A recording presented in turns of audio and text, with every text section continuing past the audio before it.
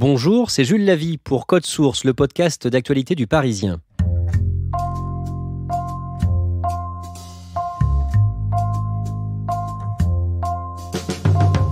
La lutte contre le dopage dans le sport a commencé en France dans les années 60. C'est un combat sans fin. Dernier cas suspect en date, celui de la marathonienne Clémence Calvin, qui rêve de l'or olympique. L'agence française antidopage l'accuse, pour échapper à un contrôle surprise, d'avoir pris la fuite en courant le 27 mars dernier au Maroc. Clémence Calvin, elle, clame son innocence, mais son histoire en dit long sur le sport de haut niveau en 2019.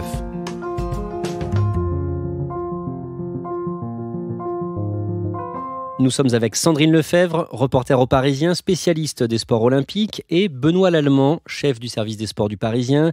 Sandrine Lefebvre, on va raconter tout à l'heure en détail ce que l'on sait du contrôle antidopage raté le 27 mars dernier à Marrakech. Avant d'aller plus loin, dites-nous vraiment en quelques mots ce qui s'est passé ce jour-là.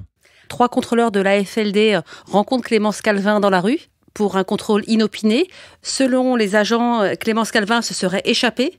Clémence Calvin, en revanche, elle parle d'une agression dont elle aurait été victime. On va voir ça dans le détail dans quelques minutes. D'abord, quel est le rêve de Clémence Calvin en tant qu'athlète ? Comme beaucoup d'athlètes, elle rêve d'être médaillée olympique, voire même d'être championne olympique aux prochains Jeux à Tokyo, donc l'an prochain en 2020. Elle s'est pour ça consacrée au marathon. Elle, c'était une coureuse à la base de 5000 mètres et de 10 000 mètres.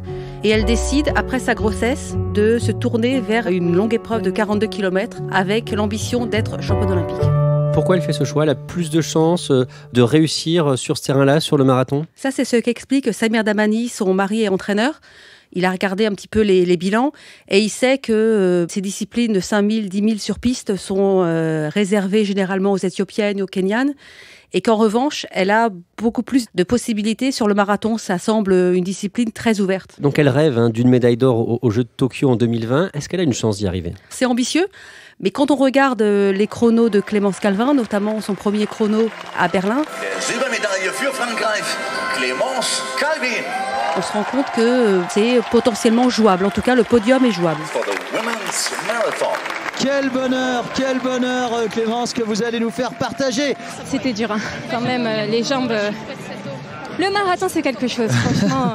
Benoît Lallemand, si Clémence Calvin parvient à décrocher une médaille d'or aux Jeux de Tokyo l'année prochaine, qu'est-ce que ça voudrait dire au niveau financier et au niveau humain pour Clémence Calvin ? Alors pour situer la performance, je vais parler un peu d'histoire.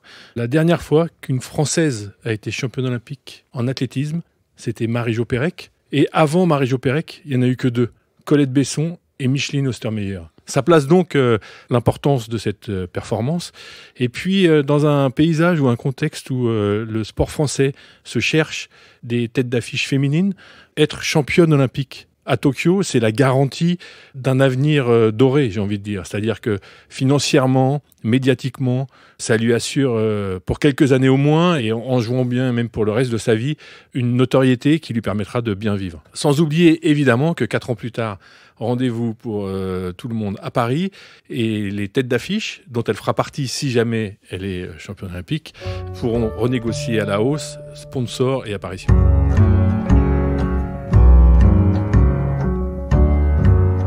On va essayer de mieux connaître Clémence Calvin. Sandrine Lefebvre, est-ce que vous pouvez nous faire le portrait de cette athlète ? Clémence Calvin a 29 ans, c'est une jolie fille, une grande brune aux yeux verts, une fille extrêmement souriante, extrêmement avenante, très chaleureuse. Il y a certains sportifs qui sont timides, qui sont réservés avec les journalistes, qui n'osent pas trop raconter leur vie, leur histoire. Elle n'a aucun mal à raconter son parcours, a évoqué sa vie de maman qui a un petit peu changé sa vie. Elle est maman depuis 2 ans. Elle parle énormément de ce côté fusionnel qu'elle a. Donc du coup, ça la rend extrêmement sympathique, extrêmement touchante. On s'intéresse tous à cette histoire d'une maman championne qui rêve d'être championne olympique, qui a son petit garçon avec elle sur toutes les courses. Donc voilà, ça donne des images extrêmement glamour, extrêmement jolies, et elle donne envie en tout cas de la connaître. Elle est devenue l'ambassadrice du marathon en France ? Plus que ça encore. Elle est devenue l'ambassadrice de l'athlétisme féminin. On a beaucoup d'athlètes français, on a Kevin Meyer, on a Renaud Lavillenie, il y a Christophe Lemaitre, Jimmy Vico. En revanche, chez les filles, voilà, ça pêche un petit peu. Du coup, l'an dernier, quand elle devient vice-championne d'Europe à Berlin, tout de suite la fédération la prend en tête de gondole. C'est un peu l'égérie féminine. D'où voilà, les sponsors qui vont s'intéresser vraiment à elle. Justement, de quoi elle vit? Elle vit de contrats. Et là, elle a des contrats avec son club de Martigues, des contrats avec la ville de Martigues qui l'expose beaucoup dans la ville et des panneaux publicitaires avec elle. Et puis, elle a un contrat avec son équipementier Nike qu'elle a renouvelé juste après Berlin jusqu'au JO de 2024. Mais en tout cas, pour une athlète tricolore, elle vit correctement.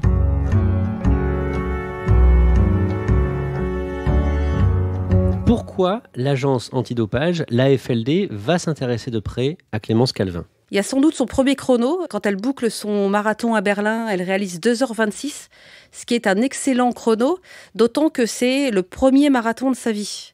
Le record de France, à ce moment-là, se situe en 2h24. Donc elle est à 2 minutes du record de France de Christelle Donnet. Donc voilà, c'est un chrono référence. Donc là, 2h26, c'est considéré comment par les observateurs du monde du sport? C'est un chrono qui marque les esprits, qui, pour un premier marathon, encore une fois, c'est quelque chose de prometteur. Mais à l'époque, personne ne relève ça. On est à Berlin, l'équipe de France n'a pas eu beaucoup de médailles. C'est un dimanche matin, une des dernières épreuves des championnats d'Europe. Alors du coup, tout le monde se jette un petit peu sur Clémence et on retient essentiellement le sourire, le petit garçon dans les bras de sa maman à l'arrivée.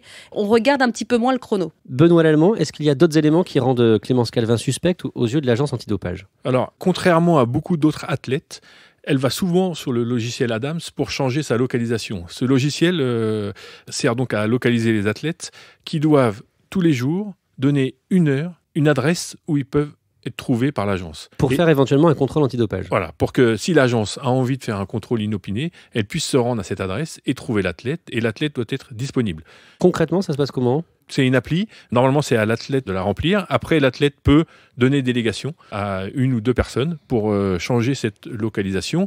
Mais généralement, s'il n'y a rien de suspect, les athlètes qui ont un programme préétabli longtemps à l'avance ne changent que très rarement l'endroit où ils se trouvent. Ensuite, certains athlètes, donc Clémence Calvin fait partie, ont une tendance à très régulièrement changer l'endroit où ils se trouvent et régulièrement au dernier moment, ce qui ne facilite pas la tâche des contrôleurs. Donc là, concrètement, Clémence Calvin, elle a tendance à faire ça? Oui, Clémence Calvin a tendance à faire ça. Quand elle se trouve en stage, elle peut, au dernier moment, changer sa localisation. Elle devait se trouver à un endroit, et puis finalement, elle indique dans les temps, elle a tout à fait le droit de le faire, que le lendemain, elle sera ailleurs. Et ça, évidemment, c'est suspect. Ça peut être considéré comme suspect. Ce n'est évidemment pas une preuve de culpabilité, mais ça fait sans doute partie des choses que la FLD regarde. Autre élément troublant aux yeux de l'agence antidopage, ce sont les lieux de stage de Clémence Calvin, Maroc, Kenya et Afrique du Sud. C'est des lieux qui sont considérés suspects pour 2 raisons. La première, c'est l'éloignement et la complexité pour les atteindre, qui fait que, avant de dépêcher des contrôleurs sur place, l'Agence mondiale antidopage ou l'Agence française antidopage y réfléchit à 2 fois. Ça, c'est la première chose. Et la deuxième chose, c'est des endroits qui concentrent beaucoup d'athlètes de haut niveau qui s'y entraînent, avec un intérêt pour les dopeurs ou les dealers de produits dopants, qui fait que c'est des endroits où on trouve très facilement de quoi se doper. On va revenir dans quelques minutes sur ce qui s'est passé, ce fameux contrôle raté à Marrakech. Avant ça, dites-nous juste d'un mot, qu'est-ce qu'elle va faire quelques jours après ce contrôle antidopage raté? Elle va participer le 14 avril au Marathon de Paris et surtout, elle va réaliser les minima pour les Jeux Olympiques de Tokyo. Donc, énorme performance. Énorme. Clémence Calvin qui en termine maintenant avec un nouveau record de France. On en revient à ce qui s'est passé à Marrakech le 27 mars dernier avec 2 versions complètement contradictoires. D'abord, pourquoi cette date? Pourquoi le contrôle antidopage, Benoît Lallemand, a lieu fin mars? C'est une date un peu clé dans une préparation. On se trouve à 15 jours, 3 semaines de l'échéance, et tous les spécialistes de la préparation ou de la lutte antidopage considèrent que c'est à ce moment-là qu'on a le pic de la préparation chimique ou médicale. C'est évidemment pour ça que la FLD, qui la soupçonne de se doper, a ciblé cette date ou ces quelques jours-là. Parce que quelques jours plus tard, il n'y aurait plus eu de traces de produits dopants. Effectivement, la triche est très scientifique. Les athlètes qui se dopent arrivent à faire des cures de produits dopants, de PO ou autres, qui, au bout de quelques jours, disparaissent. C'est des microdoses. Si le contrôle n'a pas lieu dans ces périodes-là, après, c'est impossible de détecter. Pendant combien de jours on peut détecter le produit dopant? Ça dépend évidemment des doses. Là, on parle de quelques heures ou quelques jours. C'est 2-3 jours maximum. Est-ce que les préleveurs de l'agence antidopage doivent prévenir quand ils vont faire un contrôle un peu à l'avance ou pas du tout? C'est un contrôle inopiné, donc comme son nom l'indique, on ne prévient pas. Les préleveurs de l'agence antidopage ont-ils le droit d'agir à l'étranger? Oui, depuis le 1er mars 2019, où la réglementation a changé. Avant, c'était un petit peu compliqué d'aller contrôler pour eux des sportifs français à l'étranger. Ils devaient avoir soit l'accord de la Fédération internationale, soit se mettre d'accord avec l'Agence mondiale. Mais désormais, il leur est possible d'aller contrôler n'importe quel athlète français, n'importe où dans le monde. On va voir maintenant en détail ce qui s'est passé le 27 mars à Marrakech, avec donc deux versions complètement contradictoires entre Clémence Calvin et l'agence antidopage française. Que se passe-t-il ce jour-là à Marrakech selon Clémence Calvin, dans le détail? Clémence Calvin, elle récupère son petit garçon à la crèche. Elle sort et là, elle raconte que elle sent une présence et elle sent quelqu'un courir vers elle, quelqu'un qui va l'attraper par le bras. Quelqu'un qui va lui crier « Police française, il est où Damani ?» Damani étant son mari. Je comprenais pas. Je dis on va aller le voir. Je vais dans la direction dans laquelle il était allé. Je vais voir mon mari. Le petit, quand il voit son papa, il tend les bras. Je tends mon fils à son père. Une des personnes me tape le bras violemment. Et mon petit, il tombe sur le sol. C'est vraiment la première fois que je me fais attaquer de la sorte. Et à aucun moment, j'aurais pu imaginer que c'était un contrôle qui m'arrivait. Mais donc d'après ce récit, d'après la version de Clémence Calvin, elle croit avoir affaire à 3 policiers. Elle ne sait pas qu'elle a affaire à 3 préleveurs de l'agence antidopage? Tout à fait. Elle dit que les préleveurs n'ont pas décliné leur identité, n'ont pas présenté de carte. À un moment, elle dit qu'elle a craint qu'on vienne de lui enlever son enfant. Donc elle est, soi-disant, totalement en panique et elle ne comprend pas du tout ce qui lui arrive. Et ce soir-là, qu'est-ce qu'elle fait après ces événements?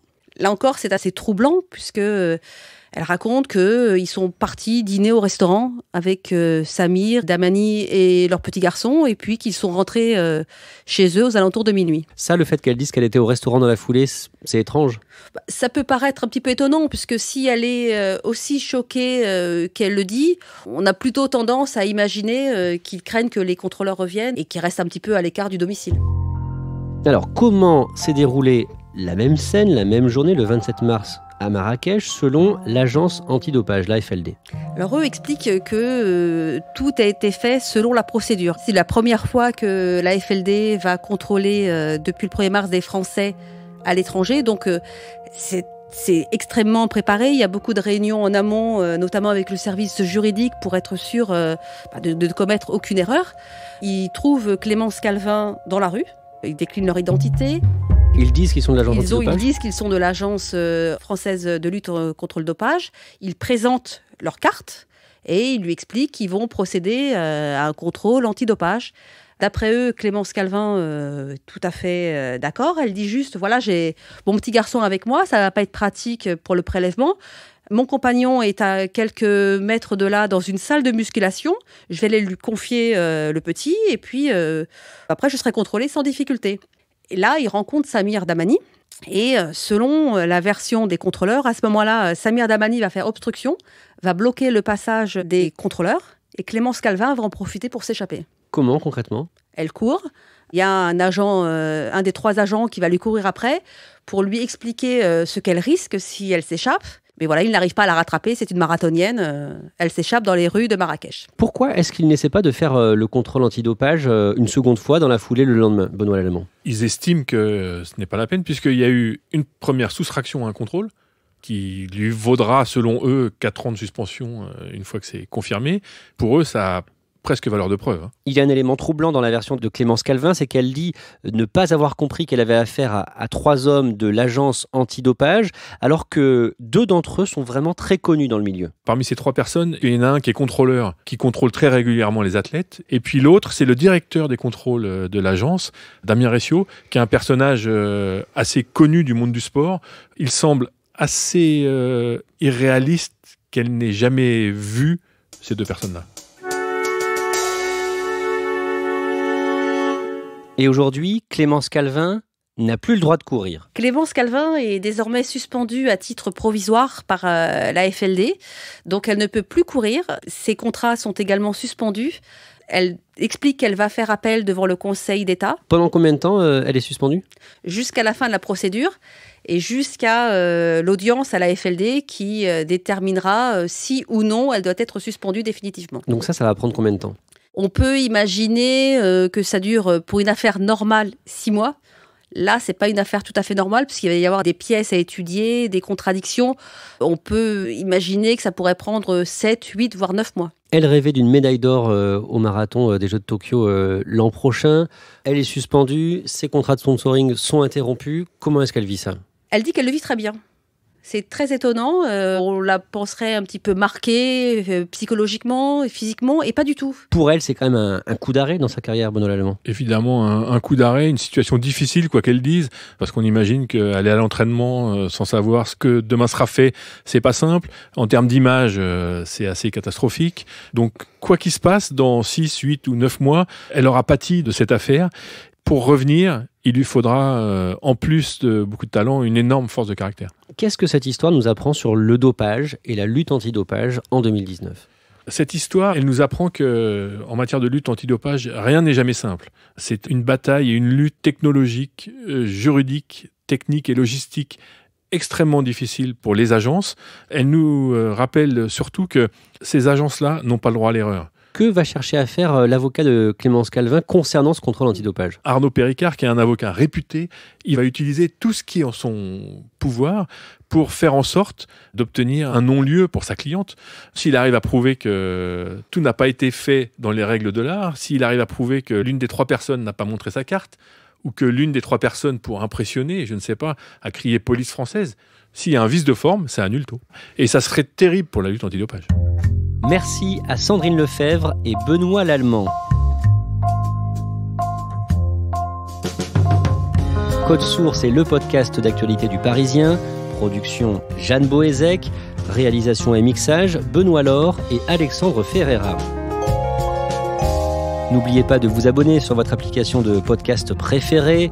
Et si vous aimez Code Source, vous pouvez le dire avec des petites étoiles sur Apple Podcast, en nous écrivant sur Twitter @codesource ou par mail codesource@leparisien.fr.